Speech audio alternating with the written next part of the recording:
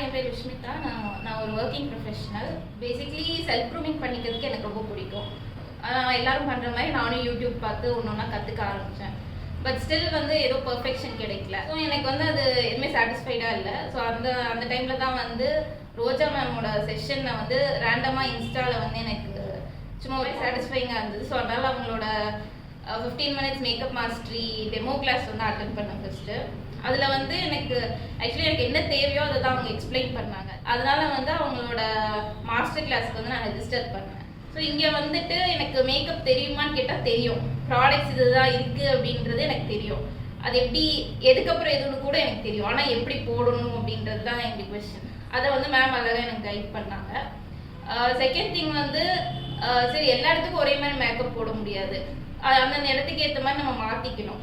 So அதுக்கு வந்து என்னென்ன ப்ராடக்ட்ஸ் போடணும், இது போடக்கூடாது, எப்படி போட்டால் அழகாக இருக்கும், எவ்வளோ போடணும் அப்படின்ற நாலேஜ்லாம் மேம் சொல்லி கொடுத்தாங்க. அதுக்கடுத்து வந்து மேக்கப் மட்டும் பண்ணால் பத்தாது, ட்ரெஸ்ஸும் பண்ணிக்கணும். மெயினாக கேர்ள்ஸை பொறுத்தவரை சாரீ கட்டுறது ரொம்ப பெரிய டாஸ்க், சீரியஸ்லி ரொம்ப பெரிய டாஸ்க். அதை வந்து மேம் வந்து எவ்வளோ சிம்பிளிஃபைடாக கட்டணுன்றதை சொல்லி கொடுத்தாங்க.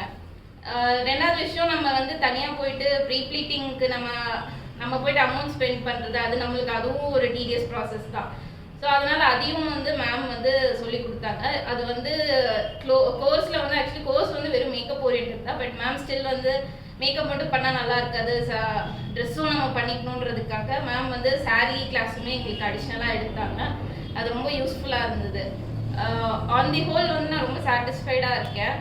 அண்ட் என்னோட அப்பியரன்ஸ் வந்து நான் மேக்கப் பண்ணுறப்போ வந்து ஒரு மாதிரி தனியாக வந்து நம்ம ஃபேஸ் வந்து அங்கங்கே தூக்கிட்டு தெரியும்.